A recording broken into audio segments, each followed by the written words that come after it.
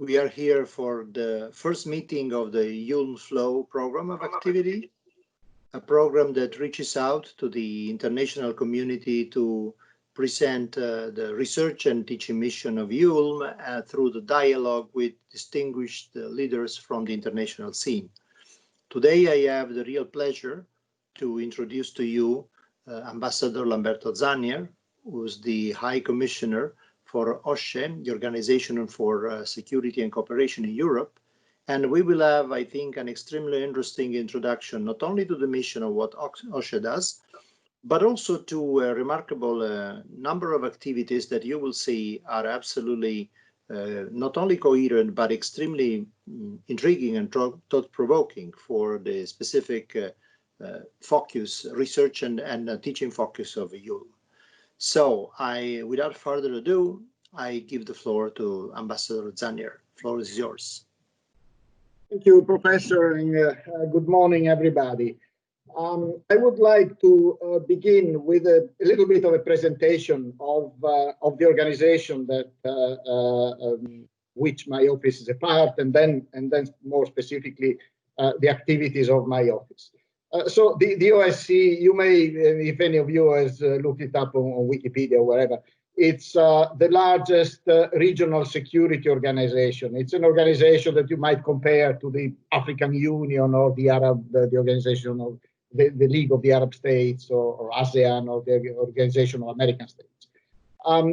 It goes back to a political process of dialogue between NATO and the Warsaw Pact in the mid-70s, which was called the CSE. So that was a process of dialogue facilitated by a number of neutral and non-aligned countries in Europe. It goes back to the Cold War. The innovative function of that process, which was, as I say, security-oriented, was a broad approach to security. So security was defined not only as dealing with the military matter, disarmament, and confidence-building measures, but it was also economic cooperation. It was also promotion of human rights and of democratic institutions. So the approach to security was a very broad one. The OSCE is an evolution of that from the early 90s, after the end of the Cold War, when there was a feeling that this organization and this process could remain useful as a channel of dialogue among European countries. Of course, as I say, it's a European organization, but it still reflects the logic of this Cold War, and therefore it includes countries that still have an engagement in Europe, for instance, through NATO. So the United States and Canada are still part of this organization, and Central Asian countries, and then lately even Mongolia joined, are also part of it because they were part of the Soviet Union. And so when the Soviet Union collapsed, the successor states became parts of this organization. The feature, and you may wonder how is it different, for instance, from the European Union. The key difference is that while the European Union is a process of integration, economic cooperation, etc., and it's a process that brings together a number of countries that have and that share the same principles, the same objectives, the same vision, at least tendentially. Unfortunately, now recent events have shown that there are cracks also inside the European Union. But the OSCE is built on the opposite concept. So it brings together countries that have very different visions of their own interests, very different interpretations of political developments, and very different strategies to pursue their own security. So the action of the OSCE is to acknowledge, to recognize the differences and the problems, and to try to bridge them, to try to open a dialogue to make sure that these differences and these different visions or these different political objectives don't translate into conflict, into a larger security problem. So creating a platform of dialogue. It's not by accident that the major operation that the OSCE is conducting is now in Ukraine, in Donbass, where we have over 1,000 monitors And that operation, and the interest of that operation was that it was led by Ukraine, by Russia, by the West. They all agreed on having the operation, on participating, on the modalities, on how the operation works, on a political process that is accompanying this, and all that. So it's a way to bring around the table everybody, and inclusiveness, I think, is key. And also the voting procedures reflect this. Everything is agreed by consensus, which makes decision-making very difficult for the OSCE, exactly because of these differences. But then once decisions are taken, there is a very high degree of legitimacy because everybody agreed to that. Everybody has a veto power, even the smaller states. Even San Marino or the OSCE, talking about Italy, are members of the OSCE. And sometimes they block things. They block decisions because they disagree with certain aspects, and they have their own policies and their own lives. So it is an interesting process. We have a rotating system of rotating chairmanships. Before being High Commissioner, I myself was for 6 years the Secretary General of the OSCE. So I became very familiar in a way with this kind of operations. Now, my job is to serve. It's a position that is at the same level of the Secretary General, but located in a different place. The headquarters of the OSCE are in Vienna, but there are a number of offices in different places, mostly in the Balkans and in Eastern Europe, but some of them also in other places in Europe, and they specialize on particular issues. So my office is called the Office of the High Commissioner on National Minorities. It's not for national minorities, it's on national minorities because it's a conflict prevention tool. So my job is not to protect the minorities, even though, of course, when I see that the rights of minorities are violated, I speak up and I try to protect them. But for the protection, there are different mechanisms. There is a convention in the Council of Europe. There is a process on monitoring and implementing the convention. So I work closely with the Council of Europe, of course, but my job is slightly different. And it's an interesting angle, actually. It was created in the early 90s. And the reason why it was created was the problems that we saw after the end of the Cold War. With the dissolution of the former Yugoslavia and the Soviet Union, new borders appeared. Those borders were created by simply turning into international borders what were internal administrative borders of countries. And sometimes this created problems. An internal administrative border is not much of a barrier. People move freely across them. Families are some on one side, some on the other. Properties can be on both sides. But when this becomes an international border, and you need a passport, and you need, in some cases, a visa to go through it, then these small issues become more of a problem. And then communities feel somehow boxed in the new spaces that are created, and some of them feel that they don't belong there. They were okay when the borders were administrative, but when they became international borders, then it was another story. And then we saw conflict. We saw conflict in the Balkans, dramatic, bloody conflict. There are issues that are still open. Bosnia and Herzegovina is not entirely stable, even though now the conflict is, back in the memory of people 20 years ago, or 15 years ago. But the consequences of the conflict have divided the society, and the society is still divided, and the country is hardly functional. Kosovo, I served for 3 years as the Secretary General of the United Nations, as head of the UN mission in Kosovo between 2008 and 2011. And I saw how complicated it was. I also saw issues related to the borders, to come back to that. Because at the time of the former Yugoslavia, at some point, President Tito, and I think this must have been around the early 60s, got worried at the demographic trends in Kosovo and the growing weight of the Albanian community.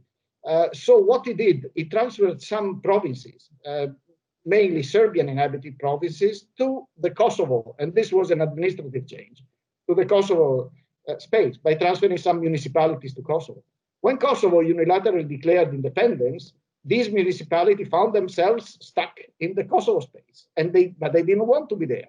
And this is one of the largest issues that we are dealing with, and that the international community is dealing with. There even have been proposals to review the borders, which obviously the Kosovars find generally very, very offensive. In any case, not acceptable in the large majority. So it is a really difficult issue to address. So the idea of setting up a High Commission of National Minorities was, first of all, to have an early warning instrument, someone that can go around and say, we are going to have a problem here because your people are not really integrating, and this over time will become a problem.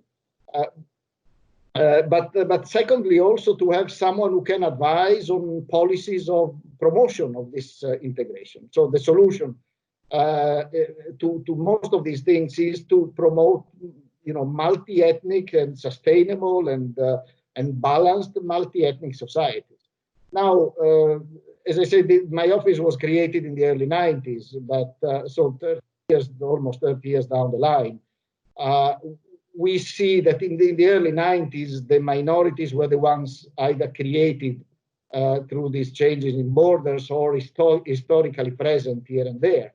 Take Italy, the minorities traditionally have been in South Tyrol, Alto Adige, or in Valle d'Aosta, etc. They have some special arrangement. There are some Slovenians in Friuli and then some other small groups. So these are the traditional minorities. But if you look at now the spectrum, in a way, of the ethnic composition of the society in Italy, and you just look at the largest traditional minority, the German speakers in Alto Adige, and you just ask yourself, how many Romanians or how many Chinese live in Italy? There's more than there are Germans in Alto Adige. So the society has changed, and it has become much more diverse. And this is, I mentioned Italy, but this is true, almost everywhere.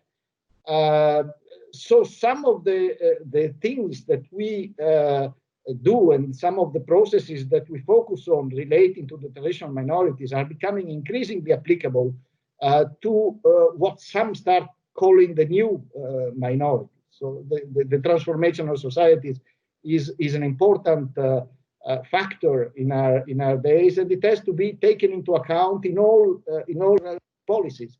But of course, it also raises different kind of issues. Well, for a concentrated minority living in a region, again, the Alto Adige, for instance, South Tyrol, is an example of that.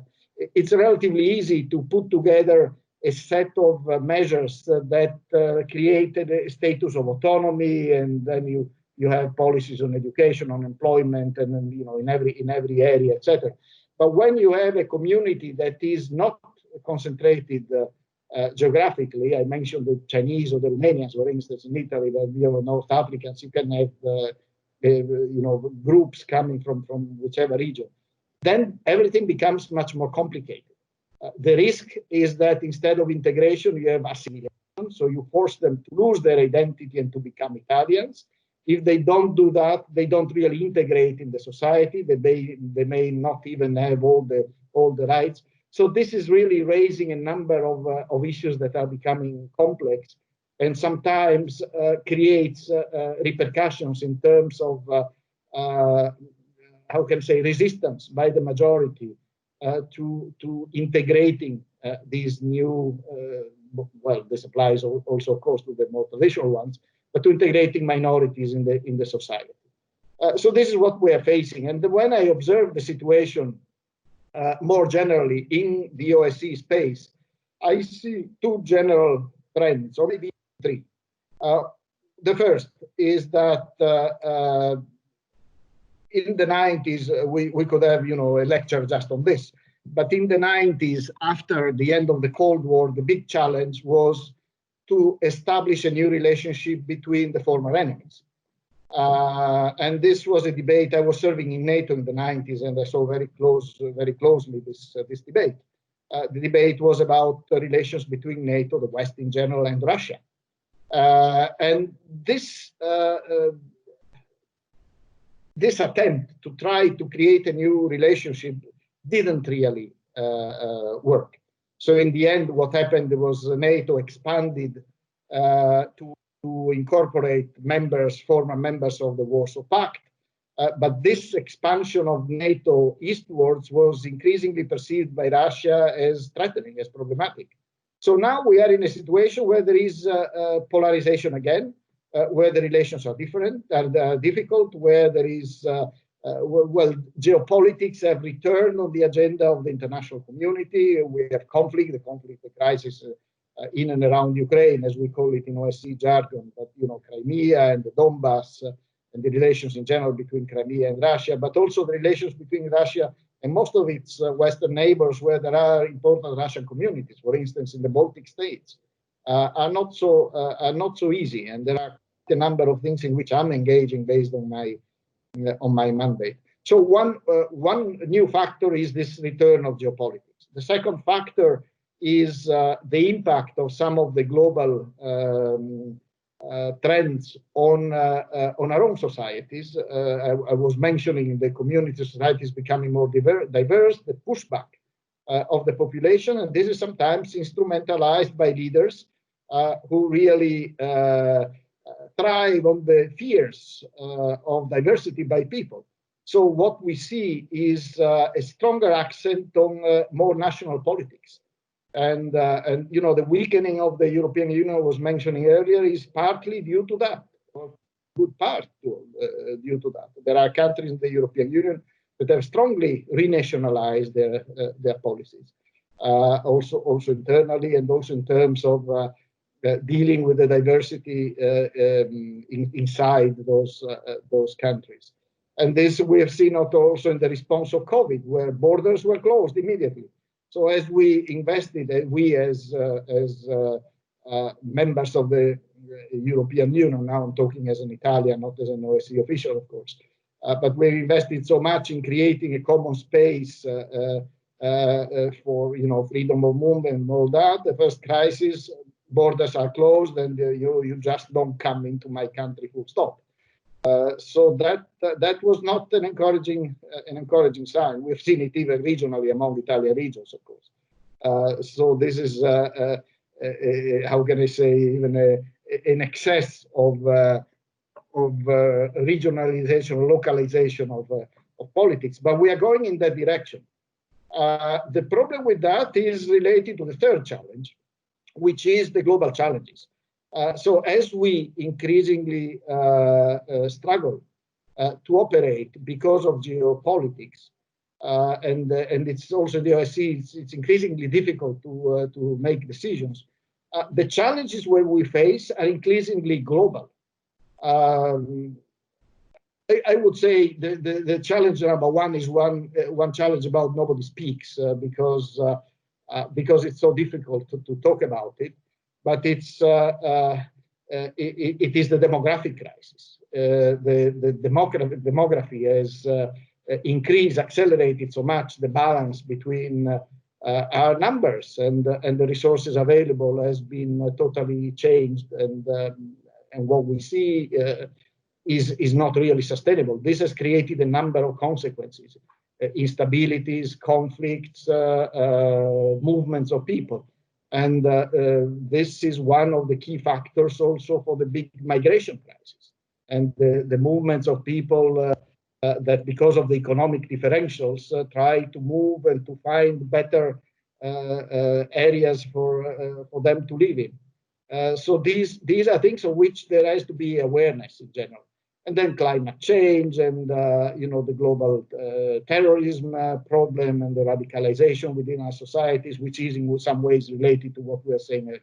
So for these global challenges, and there's a long list of that, basically what is needed is a broad strategy of sustainable development based on a broad consensus within the international community and strengthening the role of frameworks within which you conduct these policies. And what we see is that because of the renationalization of policies, including foreign policies, multilateralism is being undermined. Countries are withdrawing from international organizations. They're weakening the support of international organizations.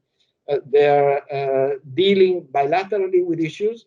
And when you face global challenges, bilateralism doesn't help. No country alone, not even the biggest one, can make a difference. You need to create broad coalitions and to engage with everybody. So this is the time of multilateralism. How to do that, however, remains the big question. Now, back to our societies and managing the differences.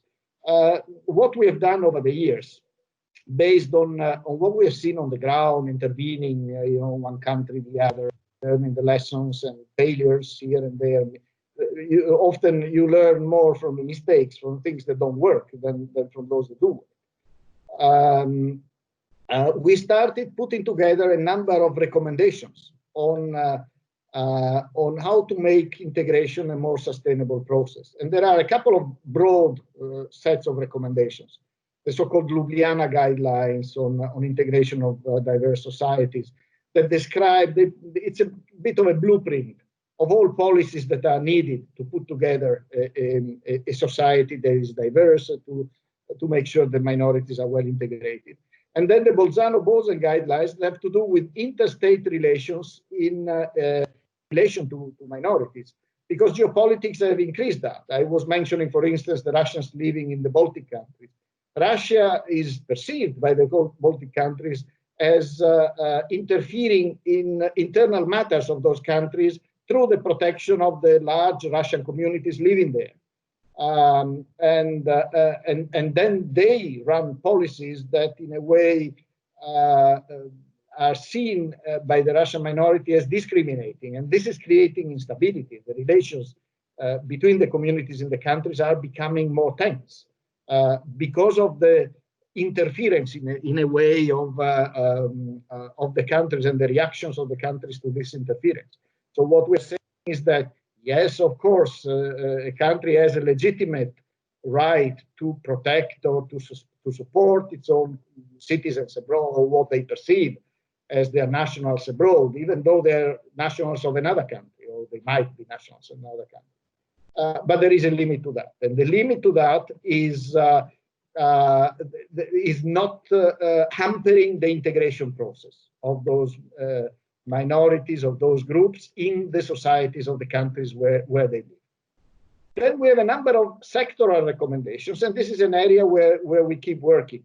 And interestingly, the most important one has to do with education, because education is the area where you bring a society together. You bring everybody around the same issues. It's a unifying factor in the society, but of course it has to be well managed. Education needs to be, for instance, when you have linguistic differences, it's important that everybody learns properly the state language, because that will give you the basis for proper integration in every aspect of the life of that country. But then this should not come at the expense of your own identity, if your own identity is linked to another language. So there should be, when you have this kind of differences, there should be an effort in having multilingual education, where kids start studying perhaps at kindergarten level with a mother tongue, and then increasingly they learn the state language of the country where they live, where this happens. But of course, this works well for communities that are concentrated in some territory. It's much more difficult for communities that are present across the territory and not concentrated anywhere. So education and the use of language is a topic of another set of recommendations. Then we have the rule of law area, where interestingly, we have some recommendations on policing. And if you have seen what happened in the United States, you will realize the importance of those recommendations. Basically, what we're saying is that police should reflect the diversity of the society, even in its own composition. Because if the police is perceived as representing only a majority, then every action of the police will be somehow seen as potentially discriminated, as potentially provocative. So you need to make sure that everybody is part of it as a first point. And then, of course, you need to train them in a way that they understand how to operate in sensitive areas, in multi-ethnic areas. The use of force should be limited to the bare essential. The police should play also a role of engaging with the community and facilitating, in a way, dialogues within the community. So there should be a role that is broader just the strict law enforcement. And this will make the police much more effective also in terms of picking up information that is essential for the police to be able to operate, to understand, how organized crime networks operate and all that.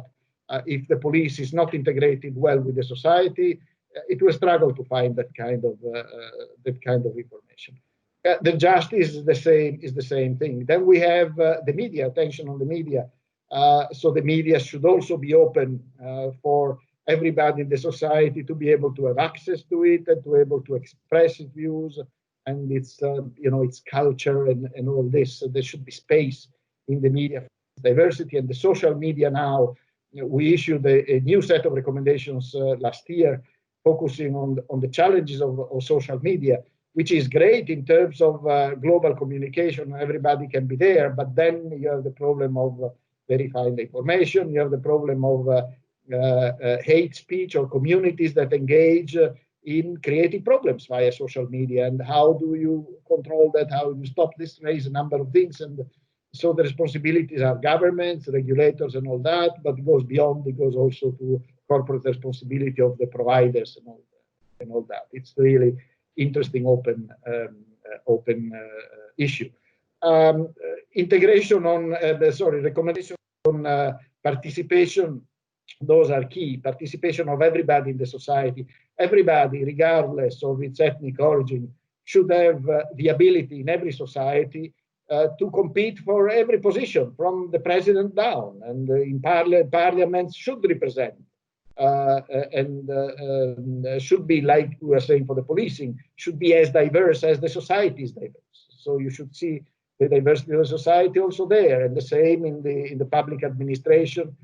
There are some communities that are saying, for instance, in the diplomatic service, it's only the members of the majority that are present, and the minorities, there's no trust of the minorities. So when you see that, you understand that there is a problem integration of the society of that country.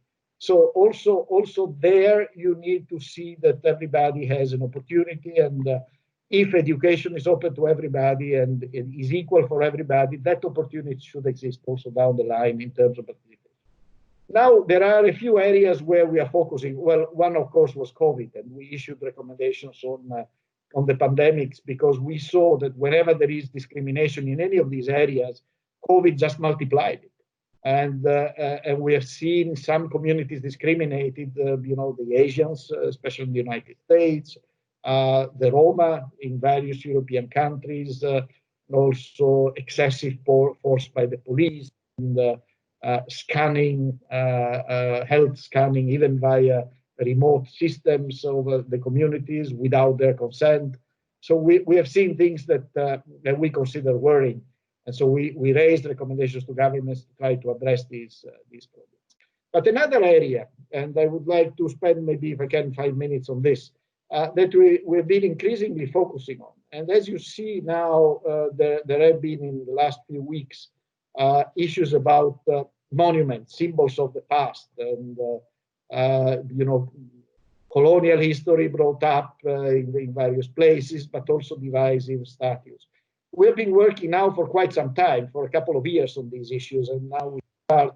I recently issued a letter to all the states of the OSCE on this, basically saying when it comes to a statue, the alternative is not only between keeping it or removing it, but there are other options, and we're highlighting some of the options. But let me step back a little bit and say, in this environment where societies are becoming more diverse, history is potentially becoming more problematic, more complicated, and there is an effort to manage it better. So history, of course, when it comes to clarifying where, historical facts, first of all, this should be left to historians, and we shouldn't be politicians. We unfortunately see sometimes politicians coming out and expressing their views on historic facts, which is doubtful, because they then choose the facts they like and forget the ones they don't. But there is something particular about history when societies are diverse. And this is what historians call the mirror of pain and pride.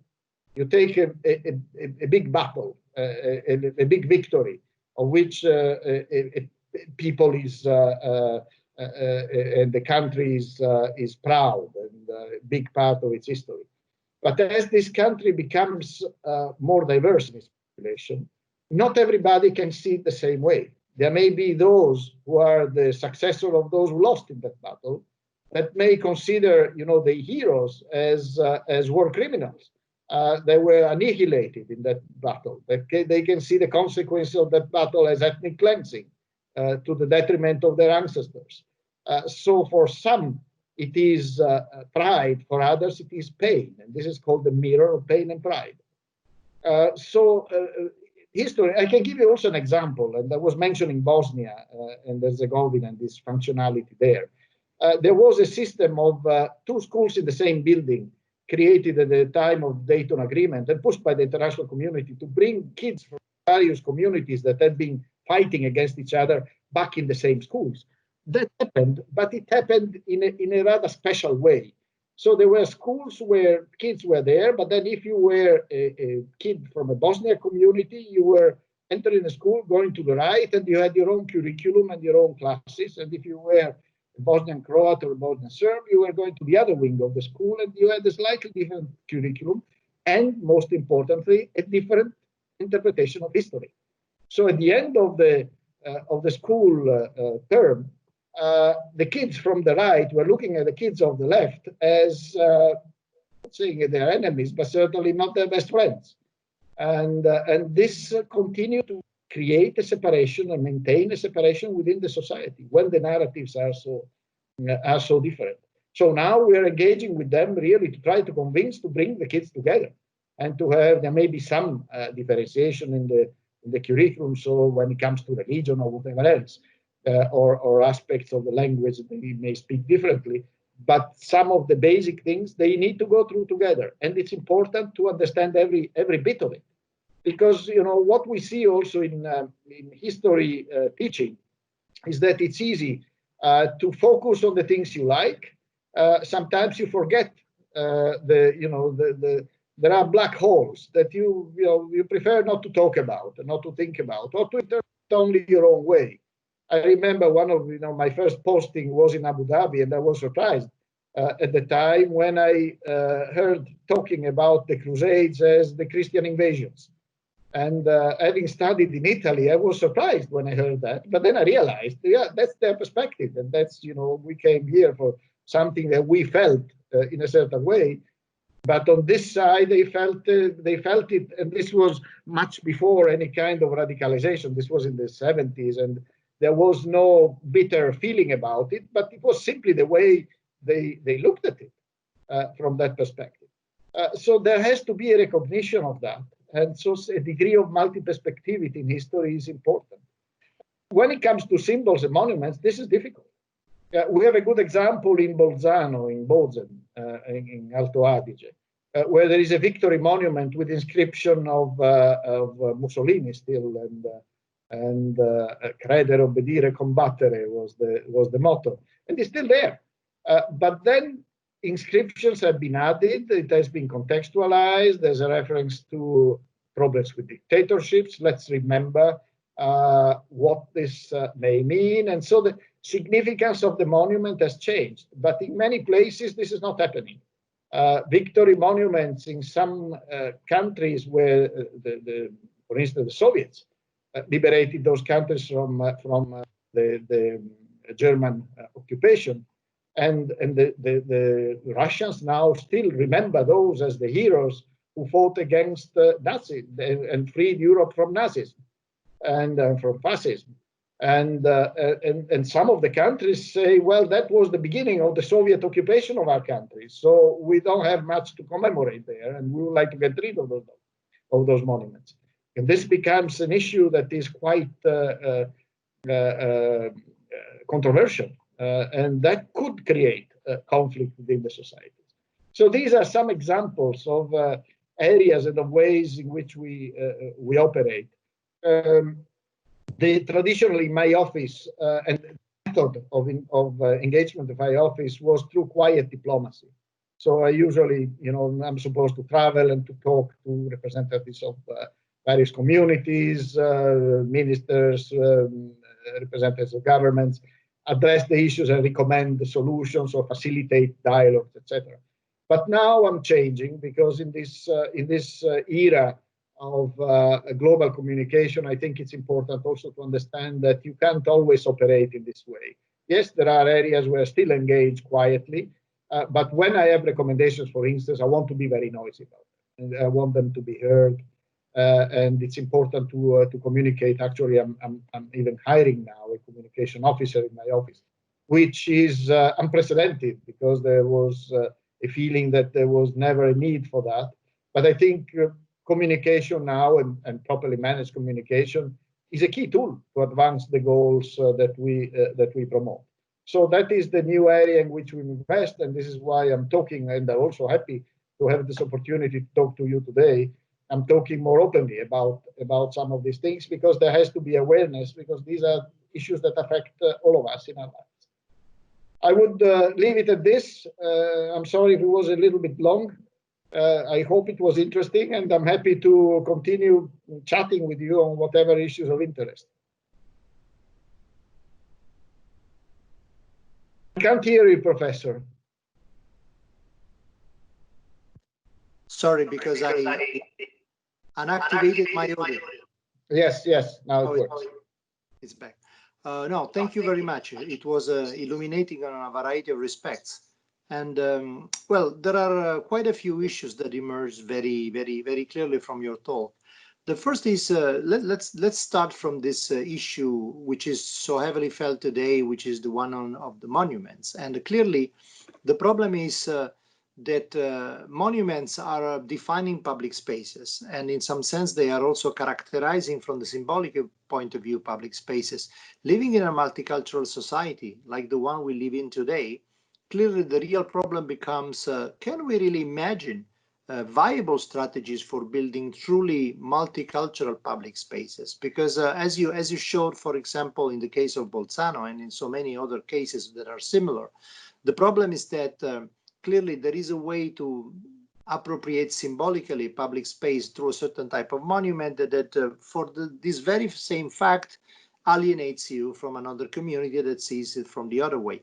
In the OSCE experience, has there been any, let's say, successful approach to building a new notion of public space through truly multicultural negotiation and cooperation, or it's basically a matter of, let's say, pragmatic ways of resolving or at least mitigating conflict? And what could be the role of culture in this specific context? Is culture probably a viable strategy, a viable instrument to create new forms of dialogue and not only to separate, let's say, communities in terms of their own cultural view? Absolutely, the role of culture is fundamental in this. But let me go back to the first part of your question.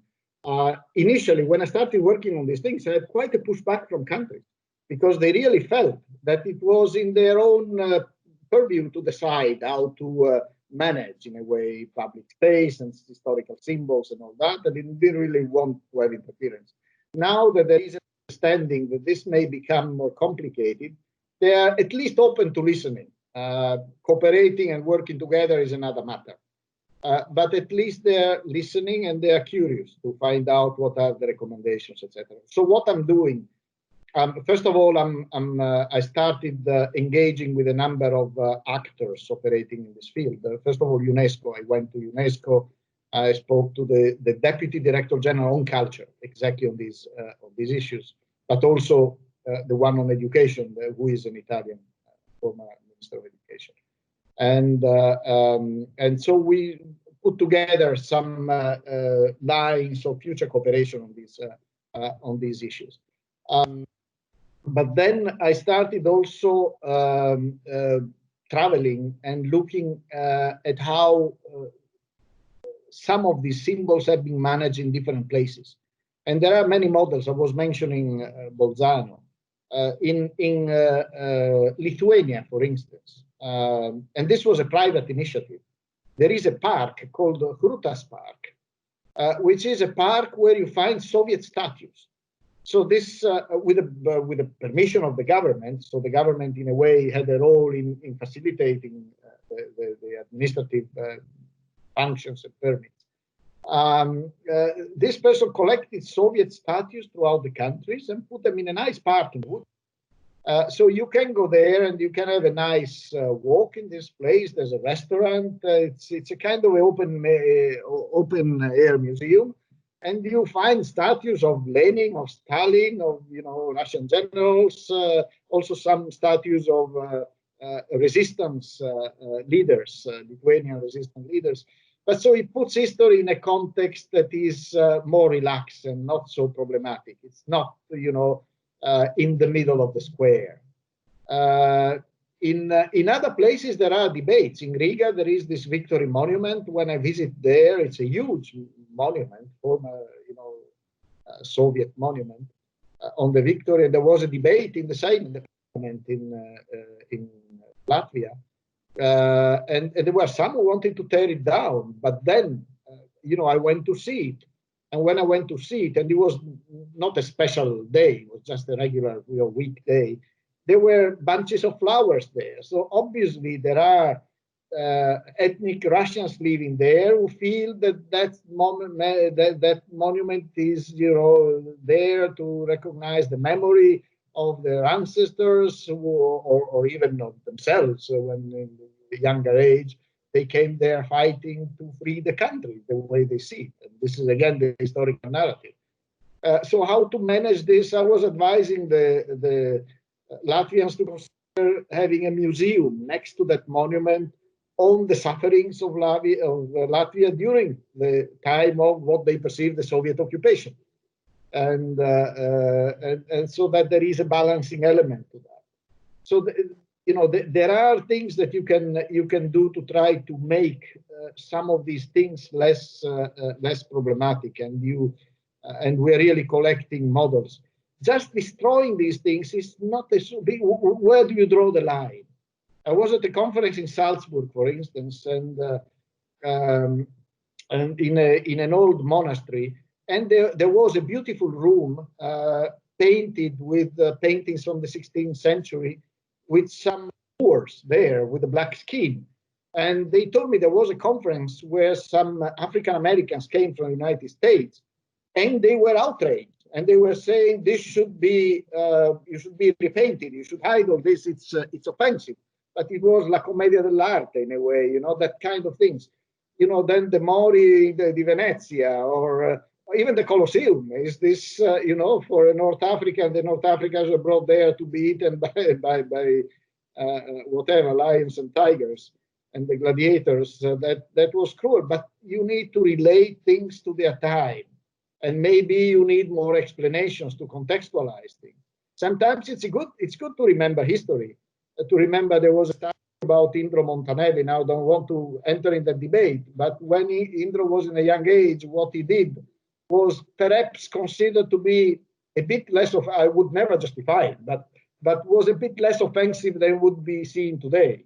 And maybe wouldn't have done that to an Italian, but to do this in a colony was different somehow, and others were doing the same, similar things.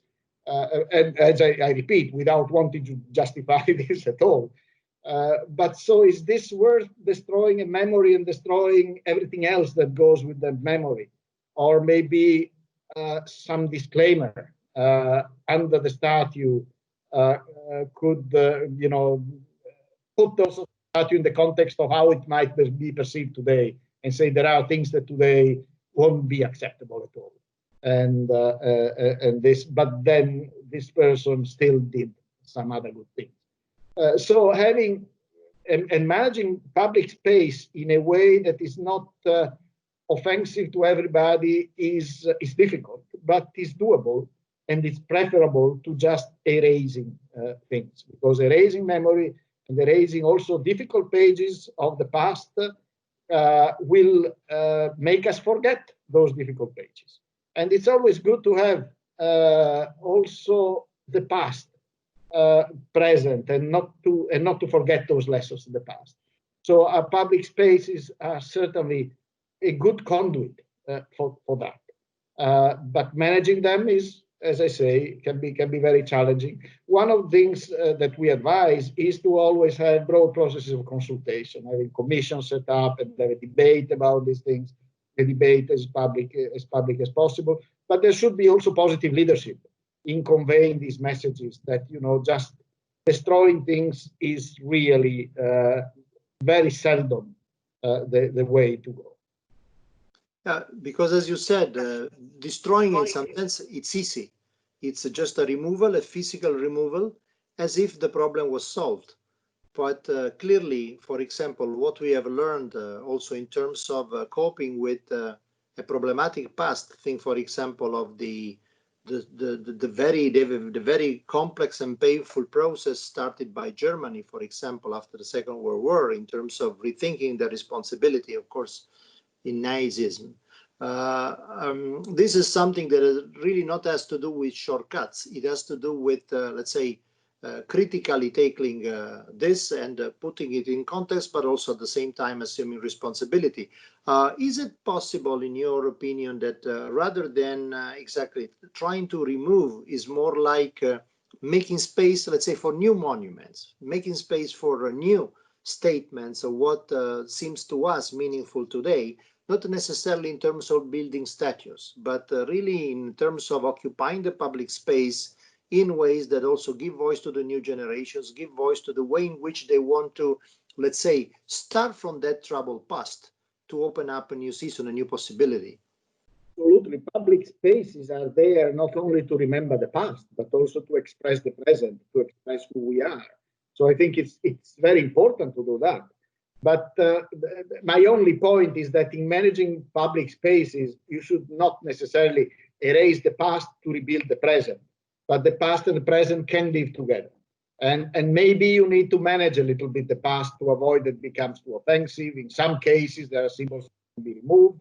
But yes, I fully agree. The public space should be managed in a way that reflects also who we are, what we have become, and this should be inclusive. It's one of the tools to facilitate people coming together, especially when societies are becoming, as we're saying, increasingly diverse.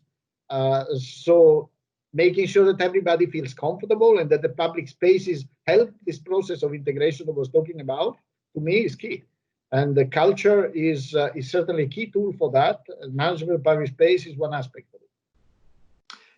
And one particularly critical aspect is probably the fact that since OSCE is clearly centered in Europe, Europe has been for a very long time the colonial ruler of the world.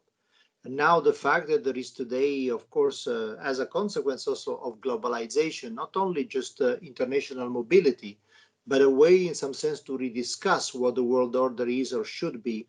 Clearly the problem for Europe is in some sense managing to coping with this colonial past that of course now is surfacing also for countries that were not typically perceived as colonial powers like Belgium, for example, that are today really diving into a very problematic reckoning with their colonial past. And how can Europe be today, let's say, a credible leader in terms of security and cooperation, as OSCE, of course, is basically, as the mission of OSCE is clearly focused around, but at the same time also reckoning with this problematic past, and so in some sense establishing some, let's say, symbolic credibility in being a global peacemaker, starting from this troubled past. What's your take on this? Well, this will be a difficult one because governments traditionally push back on this. So there has to be, first of all, a recognition of also the problems that have been created with, during the colonial time. Countries until recently have been basking in the concept that, colonization was a positive aspect. They exported modern institutions, they modernized the countries, etc. So if there were some things that went wrong, there was episodes, but overall it was a very positive process. So can this narrative be changed? I think what we are seeing will certainly affect the debate, but I still think we are a long way from that kind of recognition and that from that kind of discussion. I don't think that any of the countries, of the European countries, would be ready to start the debate, also in the OSCE, but also elsewhere. So it will be mainly national debates. And I think whoever succeeds in moving more ahead on this can become a good example, a good practice that others might be pushed to observe. But as I say, we are not. This is not something that is around the corner. So we need to keep talking about it, and the societies themselves are increasingly including people who suffered from this colonial domination. I think there will be increasing pressure from the societies towards governments to do that. So it's one of those things where we need to follow the events, to accompany them, to facilitate processes, but I don't see a dramatic change overnight.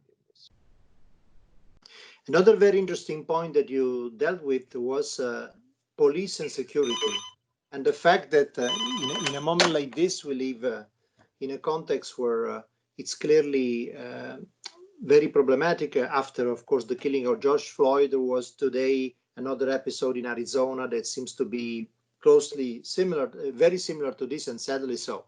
So the problem becomes what is also the role of policing in this new public space that we are trying to build? Is more about violence, or in some sense legally authorized violence to keep control, or is more about let's say smart social negotiation? Can there be a role for Europe? Can there be a role for OSCE in this sense to promote a different approach? Here, yes. Here we have recommendations that have been given to the countries, and the countries are slowing in implementing.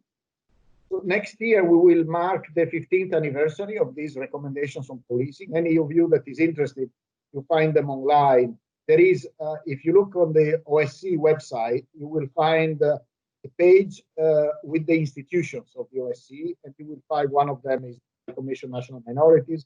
You open that link. It's a bit fiddly, all this, but you will find the link, and in the page you will find the links to all our recommendations. So you find the full text of the recommendations.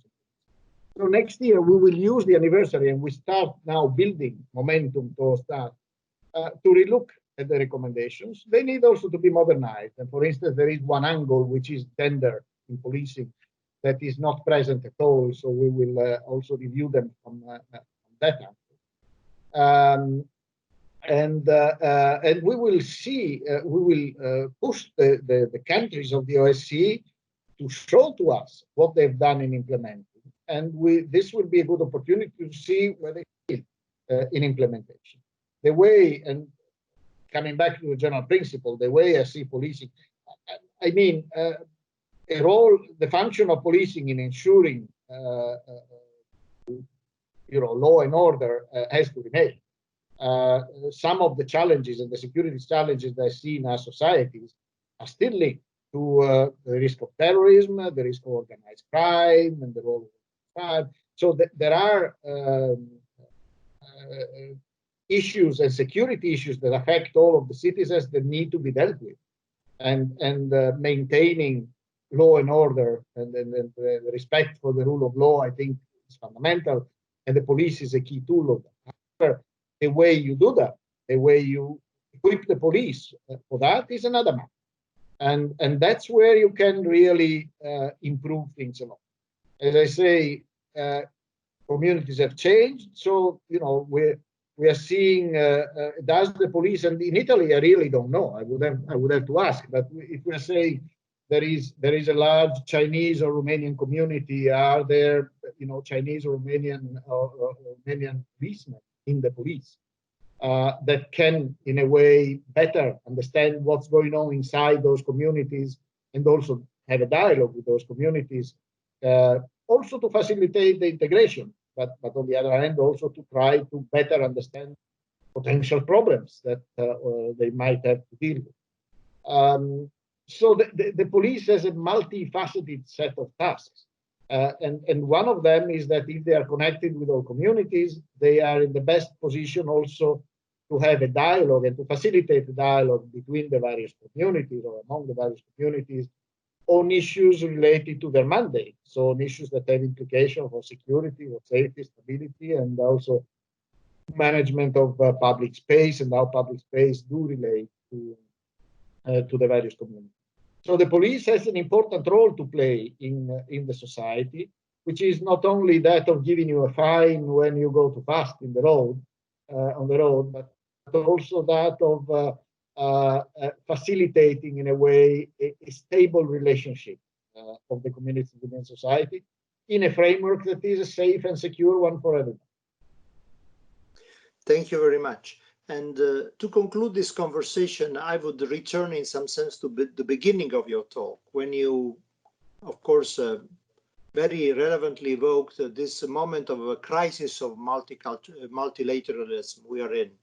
But events like the COVID crisis, of course, showed very clearly that in a complex world like the one we're living in, we would probably need more multiculturalism than actually less. But how can we cope with this? The fact that there is this increasing tendency to fragmentation of international relationships into bilateral relations, vis-a-vis the fact that we are facing crises that are more and more interdependent in scope between at various layers. Because of course, for example, the COVID crisis is not only a health crisis, it's also an information and communication crisis, just to make an example.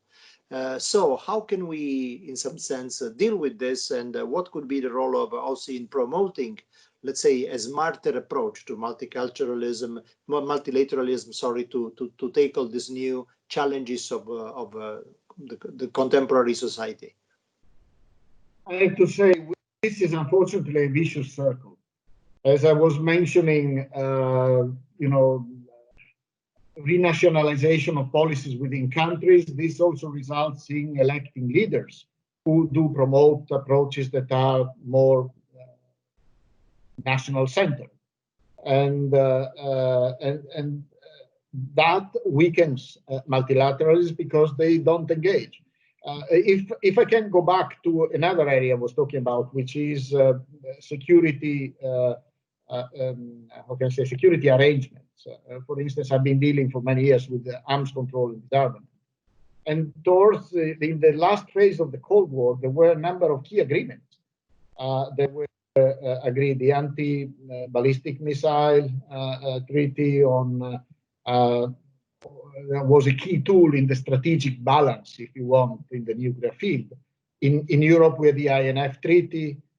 There was eliminating a full category of intermediate range, so-called cruise missiles in the 80s, intermediate range missiles in Europe.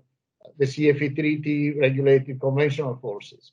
We had a treaty then agreed later, was called the Open Skies Treaty, which was a treaty through which countries could fly over other countries with planes full of sensors and cameras and things, checking what others were doing. And this was mutually agreed.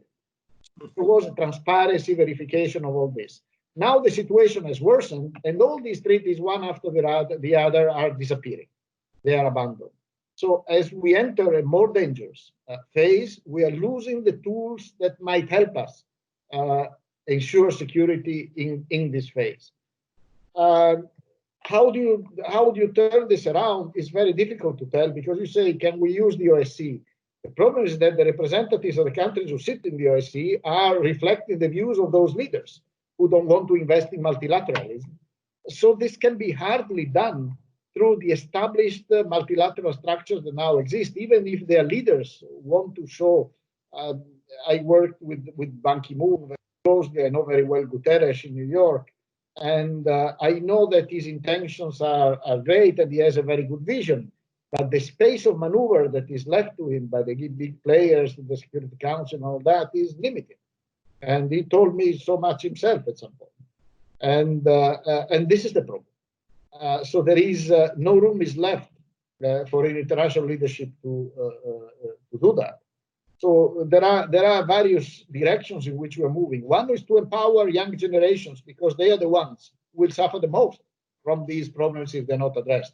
So I'm very keen myself to keep talking to younger people, and that's why I also talk a lot to universities, because those will be the leaders of tomorrow. It's important that they hear these things because they can make a difference. They can help change the situation.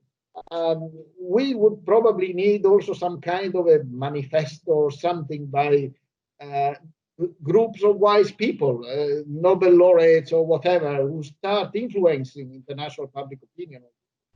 It's a matter, as I say, we are in an era of global communications. We cannot only continue communicating on the basis of tweets we see here and there and short messages all focused on who's faulting it for what.